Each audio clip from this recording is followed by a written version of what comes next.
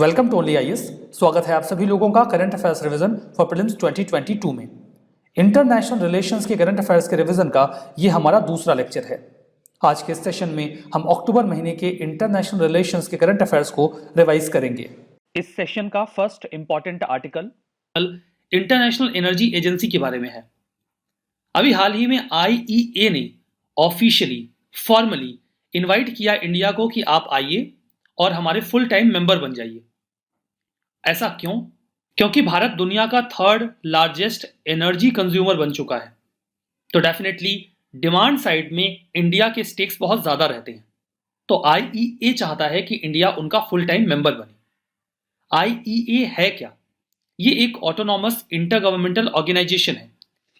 1973 में oil crisis आया था, उसी के वेक में ऐसा कोई क्राइसिस दोबारा ना आए, 1974 में OECD के फ्रेमवर्क का इस्तेमाल करते हुए IEA को बनाया गया। OECD organisation for economic cooperation and development, यह संस्था 1961 में एग्जिस्टेंस में आई थी ताकि दुनिया में इकोनॉमिक कोऑपरेशन को बढ़ावा दिया जा सके। IEA का जो मेजर ऑब्जेक्टिव है वो 4 एरियाज पर फोकस करता है। एक तो एनर्जी सिक्योरिटी। 1973 में जब ऑयल क्राइसिस आया तो एनर्जी क्राइसिस की सिचुएशन आ गई, ऑयल की सप्लाई कम हो गई और लोगों को ऑयल की नीड पूरी नहीं हो पा रही थी, तो एनर्जी सिक्योरिटी को इंश्योर करना इन्हें काम दिया गया। इकोनॉमिक डेवलपमेंट सभी देशों का हो जिसमें एनर्जी का एक की रोल होता है।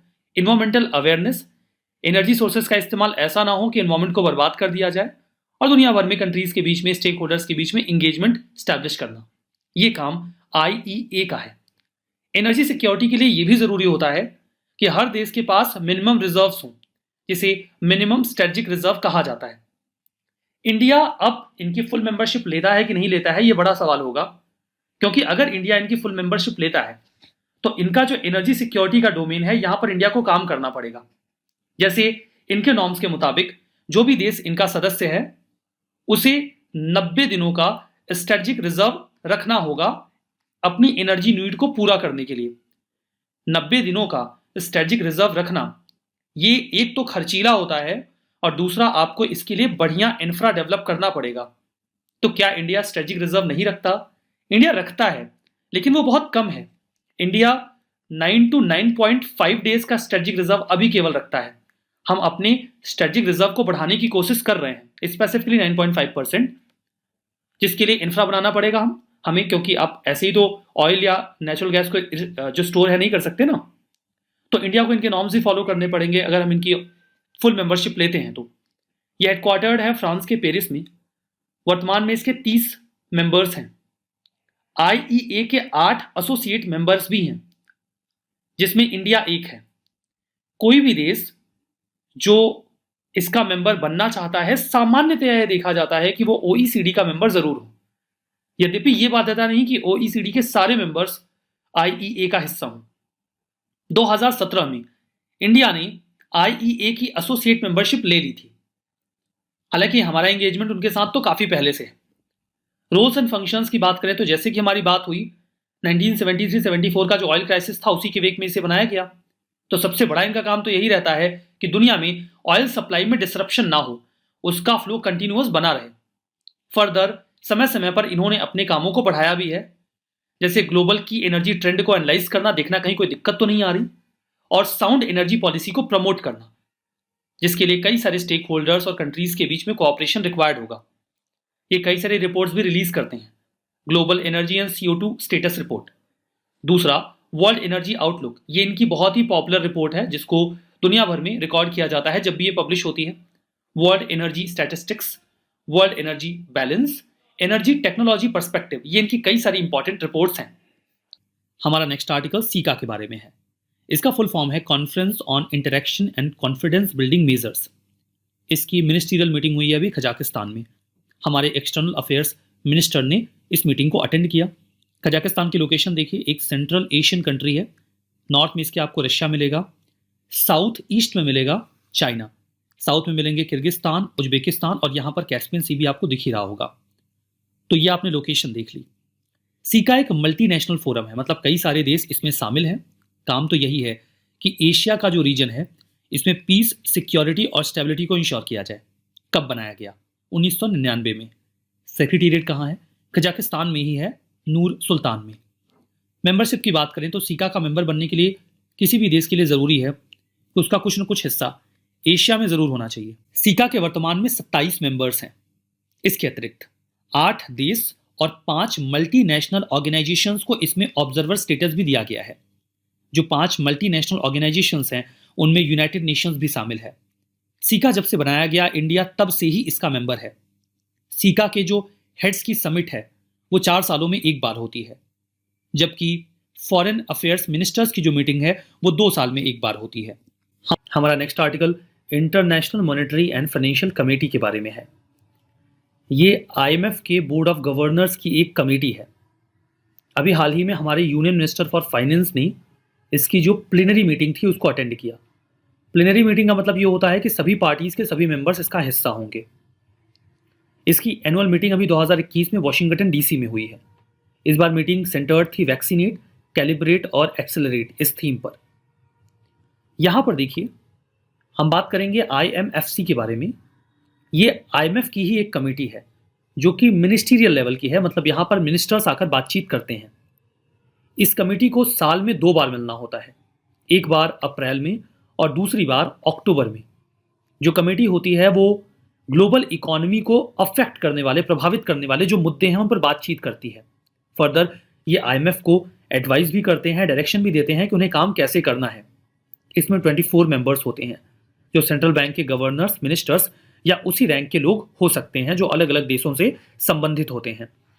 पावर्स की बात करें तो इस कमेटी के पास कोई फॉर्मल डिसीजन मेकिंग पावर तो नहीं होती, ये कोई डिसीजन तो नहीं ले सकते, लेकिन ये जो भी डायरेक्शंस देते हैं वो आईएमएफ की पॉलिसीज को डिफाइन करते हैं।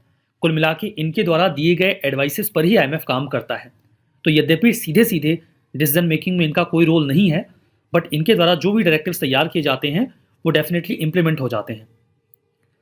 मीटिंग के एंड में जो कमेटी है वो एक ज्वाइंट कम्युनिक जारी करती है, या एक प्रकार का ज्वाइंट स्टेटमेंट आप कह लीजिए, जिसमें ये अपनी व्यूज़ को समराइज करते हैं कि हम क्या कहना चाहते हैं। फर्दर आईएमएफ को इनका क्या गाइडेंस है वो भी बताते हैं। जो भी गाइडेंस ये देते हैं वो 6 महीनों के लिए एक गाइडिंग प्रिंसिपल की तरह काम करता है आईएमएफ के लिए। यहाँ पर कोई वोटिंग मैकेनिज्म नहीं है। जो भी काम होता है वो कंसेंसस से, यानी कि सर्वसम्मति से किया जाता है। हमारा next article international finance corporation के बारे में है। हाल फिलहाल में न्यूज़ में एक मुद्दा चल रहा है कि इंडिया में कोल की कमी देखी जा रही है। कोल की कमी ना केवल इंडिया में देखी जा रही है बल्कि चाइना और कई सारे यूरोपियन कंट्रीज भी कोल की क्राइसिस को फेस कर रहे हैं। इसका मेजर जो कारण है वो कोविड-19 रहा, क्योंकि जब कोविड-19 का समय आया तो उस दौरान कोल की डिमांड बहुत तेजी से डाउन चली गई, तो कोल का प्रोडक्शन करने वाली एंटिटीज ने कोल का प्रोडक्शन गिरा दिया। कोविड-19 खत्म हुआ और बहुत ही तेजी से एंटिटीज ने अपने प्रोडक्शन को बढ़ा दिया। कोल की डिमांड जो है वो काफी तेजी से राइज करने लगी, लेकिन जो कोल का एक्सट्रैक्शन था वो उतनी तेजी से हो नहीं पाया। इसलिए हम कोल क्राइसिस की सिचुएशन फेस कर रहे हैं।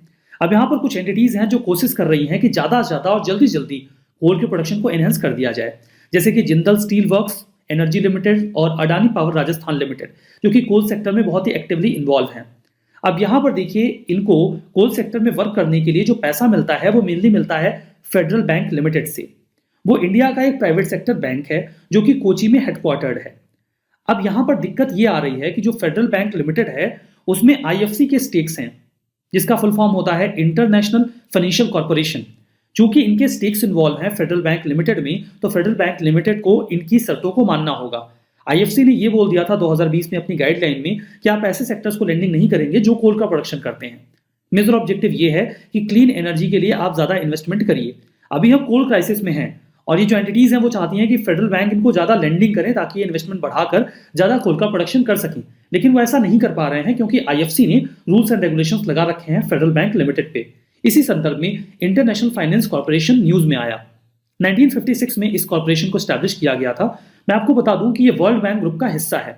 सामान्य भाषा में जब हम कहते हैं वर्ल्ड बैंक, तो एक्चुअली में हम इशारा कर रहे होते हैं international bank for reconstruction and development की ओर, यानी कि IBRD की ओर। ओवरऑल जब हम वर्ल्ड बैंक ग्रुप की बात करते हैं तो इसमें IBRD के अलावा चार और एंटिटीज आ जाती हैं। एक तो IBRD, जिसे सामान्य भाषा में लोग वर्ल्ड बैंक कह देते हैं। इसके अलावा IDA, international development association, IFC, international finance corporation, जिसकी अभी हम बात कर रहे हैं, मीगा, मल्टीलैटरल इन्वेस्टमेंट गारंटी एजेंसी और international centre for settlement of investment dispute. तो ये 5 एंटिटीज मिलकर बनाते हैं वर्ल्ड बैंक ग्रुप, और इसी का हिस्सा है इंटरनेशनल फाइनेंस कॉर्पोरेशन, जो आज हम डिस्कस कर रहे हैं। ये एक इंटरनेशनल फाइनेंशियल इंस्टीट्यूशन है जो इन्वेस्टमेंट ऑफर करता है प्राइवेट कंपनीज को, एडवाइस करता है वो अपना एसेट कैसे मैनेज करें उसके लिए भी गाइड करता है। वर्ल्ड बैंक ग्रुप का मेंबर है, जैसा कि अभी हमने डिस्कस किया। हेडक्वार्टर्ड है यूनाइटेड स्टेट्स के वॉशिंगटन डीसी में। ये प्राइवेट सेक्टर आर्म के रूप में स्वीकार किया जाता है वर्ल्ड बैंक ग्रुप के। इनका काम ये है कि ये प्रॉफिट के लिए फंडिंग करते हैं। जैसे IBRD की हम बात करें तो ये डेवलपमेंटल फंडिंग करते हैं। ये बहुत ही सॉफ्ट लोन देते हैं, लॉन्ग टर्म लोन दे देते हैं, आप 20 साल 30 साल में चुका देना, कोई दिक्कत नहीं है। लोन मतलब जो इंटरेस्ट रेट है वो 0.5% या उससे भी कम चार्ज करते हैं। इनका मेजर ऑब्जेक्टिव होता है कि दुनिया में डेवलपमेंट आए, उसके लिए लॉस भी सह लेते हैं। IFC के साथ ऐसा नहीं है। IFC जब भी लेंडिंग करता है तो उसका कोर ऑब्जेक्टिव ये होता है कि उसको फायदा हो। ये जो डेवलप्ड या डेवलपिंग कंट्रीज हैं वहां पर डेवलपमेंट के लिए इन्वेस्टमेंट करते हैं। इनका गवर्नेंस कैसे रन करता है, जो मेंबर कंट्रीज हैं वो इसे ओन करते हैं, उनके पास अपनी एग्जीक्यूटिव लीडरशिप होती है और स्टाफ होता है। जो मेंबर गवर्नमेंट्स हैं वो शेयर होल्डर की तरह काम करते हैं, और जो पेडिंग कैपिटल है उसमें अपना हिस्सा लगाते हैं, और उसी के आधार पर इन्हें वोट करने का राइट भी दिया जाता है। हमारा next article international solar alliance की जनरल असेंबली के बारे में है।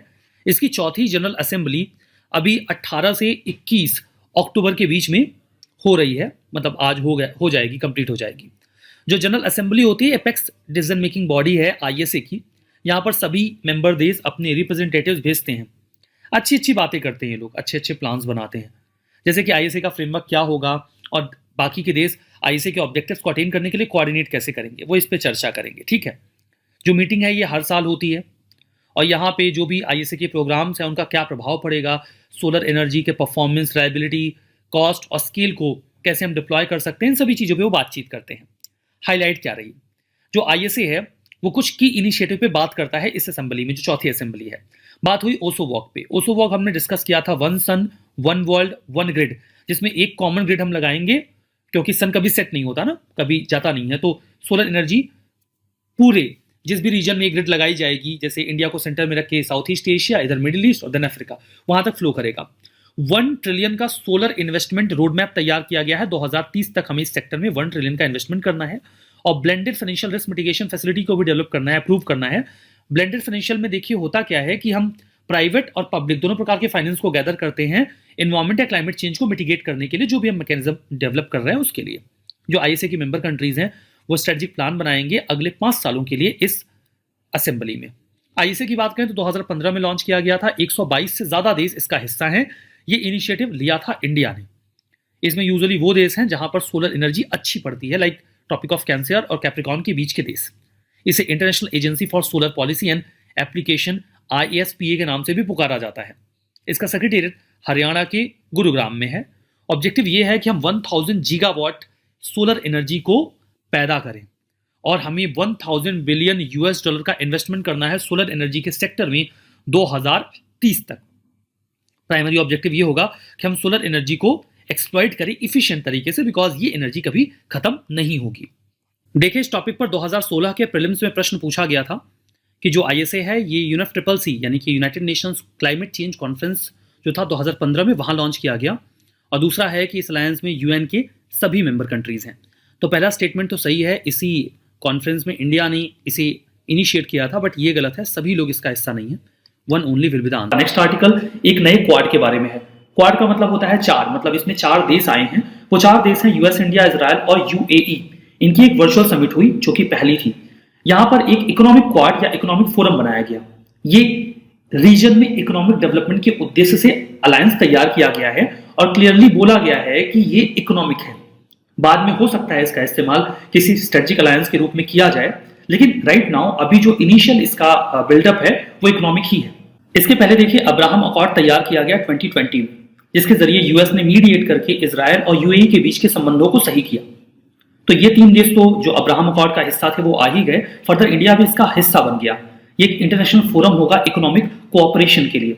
क्वाड्रिलैटरल ग्रुपिंग है, यहाँ पर ज्वाइंट इंफ्रा प्रोजेक्ट्स को लॉन्च किया जाएगा जो कि ट्रांसपोर्टेशन और टेक्नोलॉजी के फील्ड में होंगे। वैसे तो इसमें ऐसा कुछ भी नहीं जिससे चीन को आपत्ति हो, जैसे कि इसके पहले वाले क्वाड को लेकर हुई थी, जिसमें इंडिया, USA, जापान और ऑस्ट्रेलिया शामिल थे, क्योंकि यहाँ पे साफ साफ कहा गया है कि इसका उद्देश्य सिर्फ इकोनॉमिक है। हम इकोनॉमिक कोऑपरेशन के लिए ऐसा कर रहे हैं, लेकिन एक मुद्दा यहाँ पे पॉलिटिकल कोऑपरेशन का भी ऐड किया गया है जिस पर चाइना चिंता जाहिर कर सकता है। बाकी सारी बातें जो सामान्य है, जैसे कि क्लाइमेट चेंज को कॉम्बैट करना, economic technology cooperation, big data, energy cooperation, लेकिन एक पॉइंट जो ऐड किया गया है, इंक्रीजिंग मैरीटाइम सिक्योरिटी, इसको लेकर चाइना आपत्ति जाहिर कर सकता है बिकॉज ये उनके इंटरेस्ट के खिलाफ होगा। इसके पहले का जो अलायंस था वहां पर भी मैरीटाइम फ्रीडम की बात चलती रहती थी, जिसको अक्सर चाइना ब्रीच करता है। जो नया क्वाड है, यहाँ पर सीनियर प्रोफेशनल्स का एक ज्वाइंट वर्किंग ग्रुप बनाया जाएगा जो ऑप्शंस फॉर्मुलेट करेंगे कि कैसे ये चारों देश आपस में कोऑपरेट कर सकते हैं। ऐसा भी कहा गया है कि दुबई में जल्दी ही इन चारों देशों के जो मिनिस्टर्स हैं वो इन पर्सन मीटिंग करेंगे और आगे का प्लान बनाया जाएगा। मीटिंग के दौरान इस बात पर चर्चा की जाएगी कि हम इस फोरम को जल्दी कैसे गवर्नमेंट टू गवर्नमेंट से बिजनेस टू बिजनेस मॉडल पर लेकर आए, ताकि इकोनॉमिक कोऑपरेशन जो इसका ऑब्जेक्टिव है वो पूरा हो सके। सिग्निफिकेंस यही है कि काफी कैपेबिलिटी है इन चारों देशों में, ये आपस में अपने नॉलेज एक्सपीरियंस को शेयर करके एक बहुत बढ़िया कोऑपरेशन बिल्डअप कर सकते हैं। Article financial action task force यानी कि FATF के बारे में है। जानेंगे क्या होता है FATF, उसके पहले कॉन्टेक्स्ट समझते हैं। पाकिस्तान लगातार ग्रे लिस्ट में बना रहेगा, ऐसा हाल ही में FATF ने क्लियर किया। पाकिस्तान लगातार UN डेजिग्नेटेड टेररिस्ट को पनाह देता रहा है, जिसमें इंडिया में मोस्ट वांटेड हाफिज सईद और मसूद अजहर भी शामिल है। एज ऑफ 2019 नॉर्थ कोरिया और ईरान को ब्लैक लिस्ट किया गया है FATF के द्वारा। इस लिहाज से FATF की 2 लिस्ट हो गई, एक तो ब्लैक लिस्ट और दूसरी ग्रे लिस्ट। हाल ही में 3 देशों को ग्रे लिस्ट में डाला गया है, 2000 जॉर्डन, माली और टर्की। इसमें सबसे ज्यादा हर्ट हुआ है टर्की को। टर्की का दिल इस बात से टूट गया कि उसे FATF की ग्रे लिस्ट में डाल दिया गया। वो इतना ज्यादा नाराज हुआ कि उसने FATF की जो ग्रे लिस्ट है या FATF की जो क्रेडिबिलिटी है उस पर ही क्वेश्चन मार्क रेस कर दिया। टर्की और पाकिस्तान चूंकि साथी साथी हैं, तो दोनों ने ही मिलकर FATF की क्रेडिबिलिटी को क्वेश्चन किया। इन तीनों देशों के अलावा यानी कि जॉर्डन, माली और टर्की, कुछ और देश हैं जो FATF की ग्रे लिस्ट में बने हुए हैं। 2000 Bahamas, Cambodia, Ethiopia, Ghana, Pakistan, Panama, Sri Lanka, Syria, Trinidad Tobago, Tunisia और यमन। मॉरिशस और बोत्सवाना के लिए अच्छी बात है, उन्हें ग्रे लिस्ट से बाहर कर दिया गया है। उनके जो प्रयास हैं उसे सफिशिएंट माना गया है टेरर फाइनेंसिंग को रोकने को लेकर। अब समझते हैं कि FATF है क्या। ये एक इंटर गवर्नमेंटल बॉडी है, यानी कि कई सारी सरकारें एक साथ मिलकर आती हैं इस फोरम के लिए। 1989 में इसे स्टैब्लिश किया गया। मैं चाहूंगा कि आप इसे ध्यान में रखें, इसलिए नहीं क्योंकि आपको एग्जैक्टली कहीं 1989 लिखना पड़ जाएगा। कम से कम आपको लमसम पता होना चाहिए कि कब बना है। ऐसा ना लगे कि 2010 में बनाया गया या 2015 में बनाया गया। ये आइडिया होना चाहिए कि हाँ, ये तो 1990 के आसपास बना है, क्योंकि UPSC बहुत ब्रॉड करके क्वेश्चन पूछती है। लेटेस्ट बनाया गया ऐसा कुछ करके बोल देगी और हम कंफ्यूज हो जाएंगे। ये G7 का इनिशिएटिव है। बाद में ये G8 बन गया था रशिया को इंक्लूड करके। जब रशिया ने यूक्रेन के ऊपर हमला किया और क्रीमिया को कब्जा लिया तो फिर वापस से रशिया को बाहर कर दिया, ये फिर से G7 बन गया। ये एक पॉलिसी मेकिंग बॉडी की तरह वर्क करता है, जहां पर ये पॉलिटिकल विल गैदर करने की कोशिश करते हैं। जो भी देश हैं उनकी लेजिस्लेटिव या रेगुलेटरी रिफॉर्म्स में प्रयास करते हैं। FATF का सेक्रेटेरिएट वहीं पर है जहां पर OECD का हेडक्वार्टर है, यानी कि पेरिस में। राइट नाउ इसमें 37 मेंबर जुरिस्डिक्शंस हैं, जिसमें 2 रीजनल ऑर्गेनाइजेशंस भी शामिल हैं। कई सारे इंपॉर्टेंट फाइनेंशियल सेंटर्स इसका हिस्सा बन जाते हैं। इसमें कुछ देश ऑब्जर्वर और एसोसिएट मेंबर का भी दर्जा रखते हैं। इनके रोल्स एंड फंक्शंस क्या हैं? ये कोशिश करते हैं, इनिशियली देखिए इनका काम यही था कि मनी लॉन्ड्रिंग को रोका जाए। फिर इन्हें ऐसा लगा कि मनी लॉन्ड्रिंग में जो पैसा मैनिपुलेट किया जाता है उसका अक्सर इस्तेमाल टेरर एक्टिविटीज़ के लिए किया जाता है। तो इन्होंने 2001 के अक्टूबर के बाद अपना मैंडेट एक्सपेंड कर दिया और उन्होंने ये कहा कि अब हम टेरर फाइनेंसिंग को कॉम्बैट करने का भी प्रयास करेंगे, रोकने की कोशिश करेंगे। 2012 में इन्होंने ये भी कहा कि अब हम वेपन ऑफ मास डिस्ट्रक्शन, जिसमें केमिकल या बायोलॉजिकल वेपन भी आ सकते हैं, उनके लिए अगर कोई फाइनेंसिंग हो रही है तो हम उसको भी काउंटर करेंगे। अब बात करते हैं इनकी 2 लिस्ट के बारे में, ब्लैक लिस्ट और ग्रे लिस्ट। ये आम बोलचाल की भाषा है। FATF की ब्लैक लिस्ट को ऑफिशियली कहा जाता है high risk jurisdiction subject to a call for action, ये इसका ऑफिशियल नाम है। इन्हें नॉन कोऑपरेटिव कंट्री और टेरिटरीज भी कहा जाता है या NCCT, जो ब्लैक लिस्टेड हैं, मतलब ये टेरर फंडिंग को सपोर्ट कर रहे हैं और मनी लॉन्ड्रिंग की एक्टिविटीज़ में इन्वॉल्व हैं। इनके ऊपर कई तरीके के रिस्ट्रिक्शन इम्पोज किए जाते हैं। दूसरी लिस्ट है ग्रे लिस्ट। इसे ऑफिशियली कहा जाता है जुरिस्डिक्शन अंडर इंक्रीज्ड मॉनिटरिंग, मतलब ये टेरर फंडिंग को सपोर्ट कर रहे हैं और आने वाले समय में यहाँ सिचुएशन और ख़राब हो सकती है, तो इन्हें हमें मॉनिटर करना होगा ताकि ऐसी एक्टिविटीज़ को रोका जा सके। अगर ये प्रयास नहीं करते हैं टेरर फंडिंग को रोकने का, तो अगला स्टेप होगा कि इन्हें ब्लैकलिस्ट कर दिया जाएगा। कल जो ब्रिक्स कम्युनिकेशन मिनिस्टर्स की 7th मीटिंग है उसके बारे में है। ब्रिक्स में 5 देश आते हैं, ब्राज़ील, रशिया, इंडिया, चाइना और साउथ अफ्रीका। तो इन सभी देशों के जो कम्युनिकेशन मिनिस्टर्स हैं वो लोग आपस में ये मीटिंग कर रहे थे। इंडिया राइट नाउ ब्रिक्स का करंट चेयर है, मतलब चेयरमैनशिप इंडिया के पास है। तो इंडिया ने ही इस 7th मीटिंग को भी कन्वीन किया। यहाँ पर इन 5 देशों के जो कम्युनिकेशन मिनिस्टर्स थे वो एक साथ आए और मिल बैठकर कुछ बातचीत हुई। मीटिंग को प्रिसाइड किया गया जो इंडिया के minister of state for communication है उनके द्वारा। क्या बातचीत हुई? पहली बातचीत तो ये हुई कि हम BRICS partnership on new industrial revolution यानी कि पार्ट NIR को और एडवांस करेंगे, उसके एडवांसमेंट को सपोर्ट करेंगे। ये क्या मामला है ये भी हम आगे समझ लेंगे।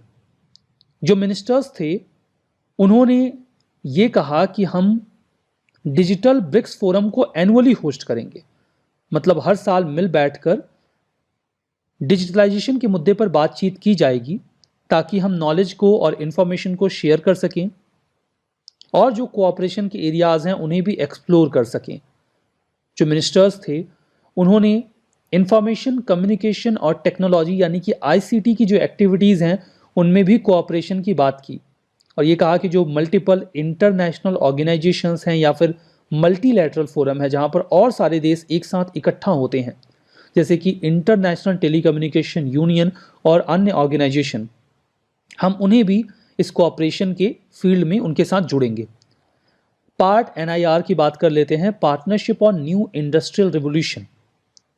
न्यू इंडस्ट्रियल रिवोल्यूशन एक्चुअली में 4th इंडस्ट्रियल रिवोल्यूशन को ही कहा जाता है। इंडस्ट्रियल रिवोल्यूशन के कई सारे फेजेस रहे, जैसे कि 1784 में इन जनरल या आप कह लीजिए 18वीं शताब्दी में इंडस्ट्रियल रिवोल्यूशन की शुरुआत मानी जाती है जब स्टीम पावर को हमने अच्छी तरीके से इस्तेमाल करना सीख लिया। उसके बाद 1870 में मास प्रोडक्शन स्टार्ट हुआ, मशीनों के माध्यम से चीज़ों को असेंबल किया जाने लगा, तो इसे सेकेंड फेज माना जाता है या सेकेंड इंडस्ट्रियल रिवोल्यूशन कहा जाता है। थर्ड इंडस्ट्रियल रिवोल्यूशन 1969 में माना जाता है जब इलेक्ट्रॉनिक कंप्यूटर्स का इस्तेमाल ऑटोमेशन के फील्ड में किया जाने लगा। और वर्तमान में जो इंडस्ट्रियलाइजेशन चल रहा है जहां पर हम इंटरनेट ऑफ थिंग्स और बाकी चीज़ों का इस्तेमाल कर रहे हैं, इसे 4th इंडस्ट्रियल रिवोल्यूशन की संज्ञा दी जाती है और इसे ही न्यू इंडस्ट्रियल रिवोल्यूशन भी कहा जाता है। तो ब्रिक्स की कंट्रीज ने आपस में बातचीत की है कि हम इस न्यू इंडस्ट्रियल रिवोल्यूशन में एक साथ मिलकर आएंगे और देखेंगे कि कौन सी अपॉर्चुनिटीज़ हैं जिन्हें हम और ज़्यादा मैक्सिमाइज कर सकते हैं। एक्चुअली में इस पार्टनरशिप को फॉर्म किया गया था 10th ब्रिक्स समिट के दौरान, जो कि 2018 में साउथ अफ्रीका के जोहान्सबर्ग में कंडक्ट की गई थी। अगर हम ब्रिक्स की बात करें तो जो ब्रिक्स है ये एक्रोनिम है, यानी कि संक्षिप्त शब्दावली है 5 देशों के लिए, ब्राजील, रशिया, इंडिया, चाइना और साउथ अफ्रीका। 2001 में फॉर द फर्स्ट टाइम इस शब्द को इस्तेमाल किया गया था जिम ओ'नेल ने। हालांकि उस समय ये जो शब्द था ये ब्रिक्स नहीं था, ये ब्रिक था। इसमें साउथ अफ्रीका नहीं था, ब्राजील, रशिया, इंडिया और चाइना थे। बाद में 2006 में ब्रिक के फॉरेन मिनिस्टर्स थे उनकी मीटिंग हुई। ये पहली मीटिंग थी जिसके दौरान ये ब्रिक का जो पूरा फॉर्मूला है वो फॉर्मलाइज हुआ। साउथ अफ्रीका को 2010 के दिसंबर में इनवाइट किया गया ब्रिक की मीटिंग में और उसके बाद ही ये ब्रिक बन गया ब्रिक्स। जो चेयरमैनशिप है इस फोरम की वो सर्कुलेट करती रहती है इसी अल्टरनेट फॉर्म में, ब्राज़ील, रशिया के बाद India, then China, then South Africa. तो इसी रोटेशन में मेंबरशिप चलती रहती है। चेयरमैनशिप 2021 की चेयरमैनशिप इंडिया के पास है। जो छठी ब्रिक्स की समिट हुई थी वो 2014 में फोर्टिलेजा में हुई थी, ब्राज़ील में। यहाँ पे न्यू डेवलपमेंट बैंक को बनाने की बात की गई थी, जहाँ पर ब्रिक्स के कंटिजेंट रिजर्व अरेंजमेंट की भी बात की गई। अगर कोई देश short term liquidity support require करता है तो जैसे IMF सपोर्ट करता है वैसे ही न्यू डेवलपमेंट बैंक भी सपोर्ट कर पाएगा, तो उसी तर्ज पे बनाया गया है। हमारा next article 16th east Asia summit के बारे में है। इंडियन प्राइम मिनिस्टर ने इस समिट में ग्लोबल वैल्यू चेन के बारे में बात की। ईस्ट एशिया समिट जो है वो वर्चुअली कंडक्ट की गई है। आसियान की समिट होती है तो उसके साथ ही ईस्ट एशिया समिट भी कर लेते हैं लोग। इस बार इसे होस्ट किया गया है ब्रुनई के द्वारा। जो ब्रुनई है यही आसियान को भी चेयर कर रहा है और ईस्ट एशिया समिट को भी चेयर कर रहा है। इंडिया ने 3 मुद्दों पर बातचीत करनी चाहिए और चूंकि चेयर ब्रुनई है तो वही इसे स्पॉन्सर करेगा, लेकिन इंडिया ने इन तीनों मुद्दों को को स्पॉन्सर किया। तो पहला तो ये था कि हम मेंटल हेल्थ के मुद्दे पे बात करें ग्लोबल लेवल पे कोविड के बाद जो सिचुएशन बनी है। इकोनॉमिक रिकवरी हम टूरिज्म के जरिए करें। देखिए जो आसियान के देश हैं वो टूरिज्म में काफ़ी ज़्यादा इंटरेस्टेड रहते हैं, तो आप उनकी बात करेंगे तो डेफिनेटली वो इंटरेस्ट लेंगे। और कोविड के बाद हम सस्टेनेबल रिकवरी की बात कर रहे हैं, तो ये भी एक कारगर पॉइंट रहा। इन तीनों मुद्दों पर बातचीत की गई। देखिए जो ईस्ट एशिया समिट है, मैं आपको बता दूं कि एक तो आसियान के 10 देश हैं साउथ ईस्ट एशिया के, इसके अलावा ईस्ट एशिया समिट में 8 और देश जुड़ जाते हैं। वो 8 देश हैं India, China, Japan, Republic of Korea, Australia, New Zealand, United states और रशिया। अब यहाँ पर देखिए कहीं ना कहीं आपको हर तरीके के देश मिल रहे हैं जो आपस में राइवल भी हैं, लाइक यूएस और चाइना। चाइना के खेमे में जाता है रशिया और इंडिया के साथ अलाई होता है, यूएसए के साथ अलाई होता है इंडिया। तो ये एक प्लेटफॉर्म बन जाता है जहाँ पर ये सभी राइवल कंट्रीज एक साथ आ जाती हैं और फिर डेफिनेटली कई सारे ऐसे मुद्दों पर भी बात होती है जो एक दूसरे के लिए आपत्ति का विषय है। तो ऐसे इश्यूज पर भी चर्चा होती है, जैसे कि अब चाइना है, यूएस है, तो इंडो पैसिफिक की बात होनी है, साउथ चाइना सी की बात हुई, जो अनक्लॉज के रूल्स हैं उनकी बात हुई, आतंकवाद के मुद्दे पे बात हुई, कोरियन पेनिनसुला और म्यांमार का जो मुद्दा है वहाँ पर भी बात हुई। इनफैक्ट ताइवान के बारे में भी यूएसए ने चर्चा की। तो इन सभी मुद्दों पर बातचीत ईस्ट एशिया समिट में हो जाती है क्योंकि सबको एक साथ आना होता है। पहली बार इसकी चर्चा 1991 में की गई थी, ठीक है। फॉर्मली एक्चुअली में एग्जिस्टेंस में आता है 2005 में, स्ट्रेटजिक डायलॉग के तौर पे कि सब लोग बातचीत करेंगे। ओनली लीडर लेड फोरम है ये। सभी की पार्टनर्स जो हैं वो किसी एक जो भी उसे होस्ट कर रहा है उसकी लीडरशिप में पॉलिटिकल, सिक्योरिटी और इकोनॉमिक चैलेंजेस के बारे में बातचीत करते हैं। कौन से देश है हमने देख लिया। आसियान लीड करता है फोरम को और आसियान के मेंबर्स ही रोटेशन में इसको चेयर करते हैं। इंडिया जब से एग्जिस्टेंस में आया तब से इसका फाउंडिंग मेंबर है।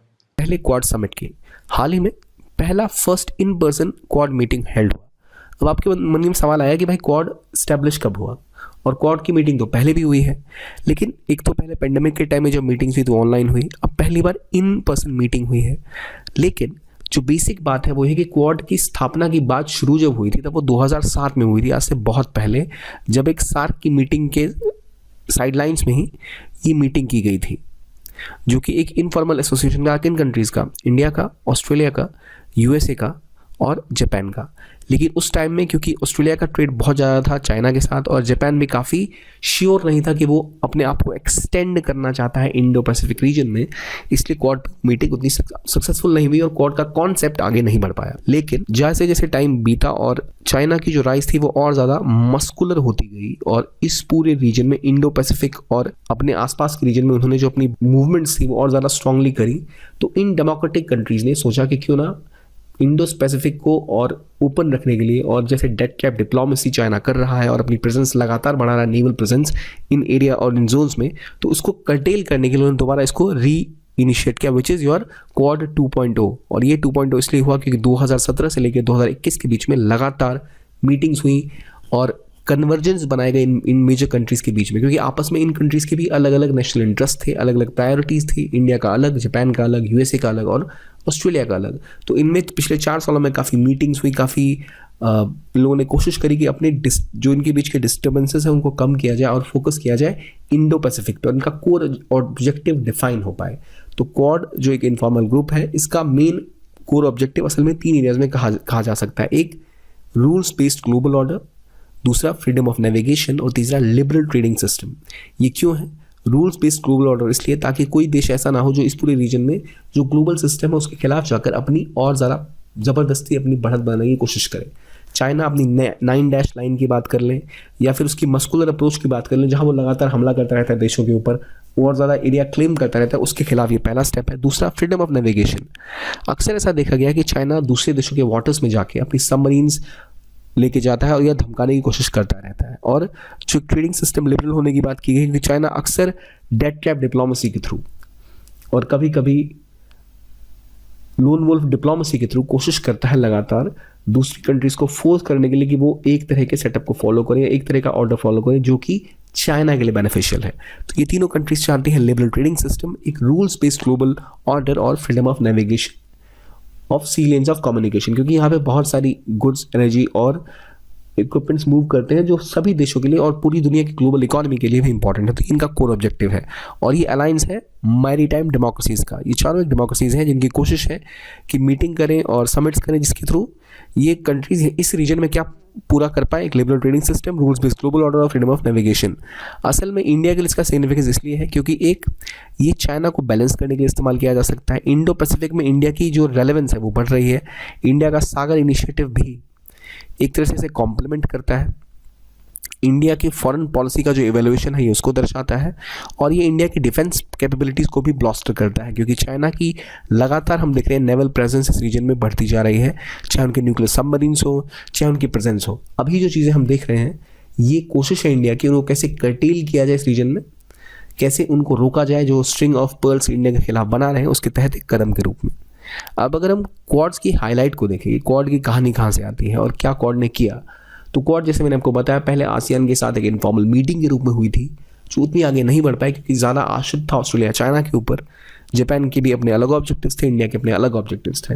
अब हम देख रहे हैं सब खुल के साथ आ रहे हैं और इन्होंने किन एरियाज़ में काम किए हैं। तो इन एरियाज़ में जैसे कोविड के टाइम में इन कंट्रीज ने मिलकर एक कोशिश करी जिसके थ्रू चाइना को एक टक्कर दे पाए, जिसके अंतर्गत जैसे इंडिया इस पूरे रीजन में लगभग 1.2 billion vaccine doses globally donate करी हैं और इसके अलावा फाइनेंस किया है कोवैक्स मैकेनिज्म को जिसके थ्रू कोविड वैक्सीन भी दुनिया भर में बांटी गई थी और इंडिया ने अब तो एक्सपोर्ट भी स्टार्ट कर दिया है जिसको लेकर काफ़ी इसकी सराहना की गई थी। Build back better health security in the Indo Pacific by एक हमेशा पेंडेमिक प्रिपेयरनेस टेबल टॉप या एक्सरसाइज 2022 में की जाएगी ताकि अगर ऐसी कोई पेंडेमिक दोबारा इस रीजन में आए तो रीजन प्रिपेयर हो इससे लड़ने के लिए। एक 100-day मिशन चलाया गया ताकि इफेक्टिव वैक्सीन, थेरापेटिक्स और डायग्नोस्टिक अवेलेबल हो पाए इस पूरे रीजन में 100 दिन के अंतर्गत।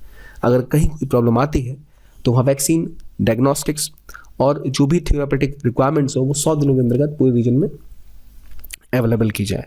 तो यहाँ आप देख रहे हैं अलायंस इस तरह से था कि चाइना, यूएसए और जापान ने फंडिंग करी, इंडिया के पास लॉजिस्टिकल कैपेसिटी थी वैक्सीन डेवलप करने की जो इसमें कर रही है और इंडिया डिस्ट्रीब्यूट भी कर रही है और कंट्रीब्यूट भी कर रही है कोवैक्स इनिशिएटिव के अंतर्गत। तो क्वाड का यहाँ एक बड़ा रोल देख पा रहे हैं। इसके अलावा जैसे G7 ने बोला था बिल्ड बैक बेटर वर्ल्ड, उसी प्रकार क्वाड ने भी एक इंफ्रास्ट्रक्चर कोऑर्डिनेशन ग्रुप बनाया ताकि रीजनल इंफ्रास्ट्रक्चर की क्या रिक्वायरमेंट्स हैं और क्या अप्रोच लेनी चाहिए ताकि और ज़रा बेहतर तरीके से हाई स्टैंडर्ड और हाई क्वालिटी इंफ्रास्ट्रक्चर डेवलप किया जा सके इस रीजन में, उसके ऊपर काम करने के लिए। कंपेयर करने के लिए आप सोचिए जो NDB है, न्यू डेवलपमेंट बैंक, और जो ब्रिक्स हैं उसको स्थापित होने में और उसको अच्छी इंस्टीट्यूशंस बिल्ड करने में कितना टाइम लगा।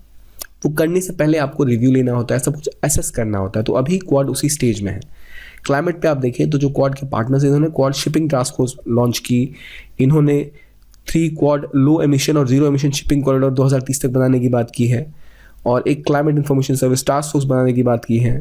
क्रिटिकल और इमर्जिंग टेक्नोलॉजीज में देखें तो क्वाड एक टेक्नोलॉजी एडवांस डेवलपमेंट गवर्नेंस और इसको लेकर एक स्टेटमेंट लॉन्च करने वाला है जिससे कि किस तरह से इस पूरे रीजन में एक ओपन इनोवेटिव टेक्नोलॉजी डेवलपमेंट हो सके, इस पर फोकस किया जाएगा क्योंकि बड़ी कंट्रीज़ हैं जिनके पास कैपेसिटी है फाइनेंस करने की और टारगेट करने की अलग अलग कंट्रीज़ को, ताकि वो कोलैबोरेट करें, कोऑर्डिनेट करें बेहतर और ओपन सी लेन्स के लिए, बेहतर open liberal order of trade के लिए, जहाँ पे जैसे चाइना लगातार अपनी स्टेट मशीनरी का इस्तेमाल करके ट्रेड को डाइवर्ट करने की कोशिश करता है, वो डर छोटी मोटी कंट्रीज़ को ना हो क्योंकि कई सारी स्मॉल आइलैंड कंट्रीज़ होती है जो कि ईजिली चाइना के डेट ट्रैप डिप्लोमेसी में फंस जाती है। तो ये उनके लिए एक बेटर ऑप्शन दे पाएगा।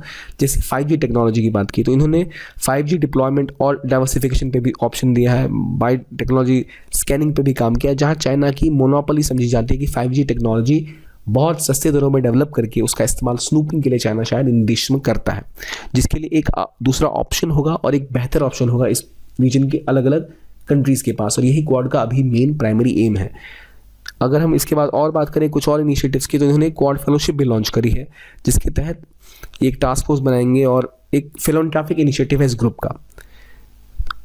एक सीनियर साइबर ग्रुप लॉन्च किया जाएगा ताकि जो साइबर स्टैंडर्ड है वो सबके कॉमन कैसे होने चाहिए उसके ऊपर एक डायलॉग हो पाए। एक वर्कफोर्स बिल्ड की जाएगी ताकि पूरे रीजन में और क्वाड के बीच में भी एक कॉमन मिनिमम स्टैंडर्ड हो जो कि बाकी पूरी रीजन कंट्रीज तक पहुंचाया जा सके भविष्य में। तो अब खास बात है कि अगर आपसे क्वेश्चन पूछे जाए तो क्या कोई क्वाड फेलोशिप के लॉन्च की बात है और वो किसी एरिया पे फोकस करती है तो वो स्टेम पे फोकस कर रही है। क्या क्वाड ग्रुप की कंट्रीज जो हैं उन्होंने ऑलरेडी एक कोई फाइनेंशियल मैकेनिज्म डिसाइड कर लिया है लोन का तो अभी नहीं किया है। ठीक है, ये सब कुछ बेसिक क्वेश्चंस आप कर ले। अभी एक मीटिंग और होगी स्क्वाड की, तो अगले साल से पहले आपको उसका टाइम मिलेगा, पर अभी जो सिस्टम है वो कुछ इस तरह का है। अभी तक जो डिटेल है वो हमारे पास इतनी है। एक चीज़ जो न्यूज़ में रही है वो है इंडिया और यूएस ने एक प्रोजेक्ट साइन किया था एरियल लॉन्च्ड यूएवीज के बारे में, यानी ALUVs यानी air launched unmanned aerial vehicles. तो ये जो प्रोजेक्ट साइन किया गया है, आमतौर पे आप जब भी कोई इंडस्ट्री टू इंडस्ट्री प्रोजेक्ट के बारे में जानते हैं तो वो किया जाता है एक्सपोर्ट लाइसेंस के थ्रू, कि भाई एक्सपोर्ट लाइसेंस दिया जाएगा और फिर वो चीज़ इक्विपमेंट ली जाएगी। लेकिन ये किया गया है प्रोजेक्ट एग्रीमेंट्स के तहत। इसके अंतर्गत जो RDT है यानी research development testing and evolution agreement, ये साइन किया गया 2006 में, इसको रिन्यू किया 2015 में। तो इसके अंतर्गत ये पहला प्रोजेक्ट एग्रीमेंट है air launched unmanned air vehicle का, जो कि साइन किया गया इंडिया और USA के बीच में। और ये क्या करेगा?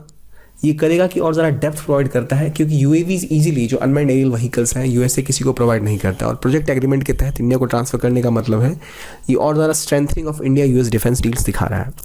अब हमारे लिए ज़्यादा ये इंपॉर्टेंट नहीं है कि भाई कौन सी डील अभी साइन हुई, ये इतनी बड़ी डील साइन हुई तो है, लेकिन इसमें भी और कई चीज़ें खुल के सामने आएंगी जो आगे न्यूज़ में आएंगी, जिसको हम कवर करेंगे। पर ये हमें ये दिखाता है कि हमें ये रिवाइज करना चाहिए कि इंडिया और US की जो इंपॉर्टेंट डिफेंस रिलेशनशिप है वो कैसे डेवलप हुई। अक्सर इस पर क्वेश्चन आते हैं कि पहले लेमोआ साइन हुआ या पहले कोमकासा साइन हुआ, तो इसकी आपको एक बार जो क्रोनोलॉजी है वो याद होनी चाहिए। तो इंडिया डिफेंस रिलेशनशिप की अगर बात करें तो 2016 में US ने इंडिया को मेजर डिफेंस पार्टनर डिक्लेयर किया था, और 2018 में उसको टायर 1 स्टेटस दिया था स्ट्रेटेजिक ट्रेड ऑथराइजेशन का, जिसके कारण और ज़्यादा जो डेलिकेट और ज़्यादा जो सेंसिटिव वेपन्स है, टेक्नोलॉजी है, वो इंडिया को वो ट्रांसफ़र कर सकते हैं। इसके अलावा दोनों के डिफेंस और फाइनेंस मिनिस्टर भी 2+2 इनिशिएटिव्स के अंतर्गत मिलते हैं। लेकिन इंडिया ने 4 जो फाउंडेशनल डिफेंस एग्रीमेंट है USA की, जो USA किसी के साथ करता है, वो साइन करी है। उनमें सबसे पहले साइन हुआ था वो था GSOMIA यानी general security of military information agreement, जिसके अंतर्गत जो मिलिट्री इंफॉर्मेशन है वो एक्सचेंज की जाती थी। फिर 2016 में इन लोगों ने लेमोआ यानी कि logistic exchange memorandum of agreement sign किया, ताकि अगर ज़रूरत पड़े तो दूसरे के मिलिट्री बेस का इस्तेमाल किया जा सकता है इन इमरजेंसी केस। इसके बाद कोमकासा साइन किया गया 2018 में, जो कि कम्युनिकेशन कंपैटिबिलिटी और सिक्योरिटी एग्रीमेंट था, जिसके तहत दोनों मिलिट्रीज़ के अंदर इंटर ऑपरेबिलिटी होगी। और ये इंटर ऑपरेबिलिटी का मतलब ये होता है कि दोनों देश ऐसी टेक्नोलॉजी या ऐसे संसाधनों का इस्तेमाल करेंगे जो कि एक दूसरे के साथ कोऑर्डिनेट कर पाए। फॉर एग्जांपल, आप अगर कोई ऐसी टेक्नोलॉजी यूज़ करें जिसका सॉफ्टवेयर सिर्फ आपके पास है। फॉर एग्जांपल, मैं अब आम भाषा में बताऊँ, मान लीजिए मैं एप्पल का एक सॉफ्टवेयर यूज़ करता हूँ iOS का, और आप विंडोज़ यूज़ करते हैं, तो मेरी कुछ चीज़ें आप में रन नहीं करेंगी, आपकी कुछ चीज़ें मेरे में रन नहीं करेंगी। इंटरऑपरेबिलिटी का मतलब होता है कि चीज़ें कुछ इस तरह रन हो कि जो मैं आपको दे रहा हूँ आपके भी सेटअप में रन कर पाए और मेरे भी सेटअप में रन कर पाए। तो इन दोनों मिलिट्रीज़ के बीच में कम्युनिकेशन कंपैटिबिलिटी को लेकर ये सिक्योरिटी एग्रीमेंट्स हुए थे, जो कि हाई एंड टेक्नोलॉजी भी प्रोवाइड करने में सहायता करेंगे। तो ये 2018 में साइन हुआ था, और 2020 में जाके BECA यानी basic exchange and cooperation agreement sign हुआ था, जिसके तहत high end military technology, logistic और जियो स्पेशल मैप्स एक दूसरे के साथ एक्सचेंज और प्रोवाइड किए जा सकेंगे। तो ये फाउंडेशनल एग्रीमेंट्स है जो इंडिया USA के बीच में हुआ है। इसकी क्या क्रोनोलॉजी है ये आपको पता होनी चाहिए। और अभी हाल में हमने देखा जो हमारा नया प्रोजेक्ट एग्रीमेंट हुआ है वो साइन हुआ है किसके बारे में? एयर लॉन्च्ड UAVs के साथ, जो कि इंडो US की एक डील है। ये आपको पता होना चाहिए। 5 चीज़ें इंपॉर्टेंट थी जो आर्टिकल में हमने डिस्कस करी। तो आज के इस सेशन में बस इतना ही। Thank you very much.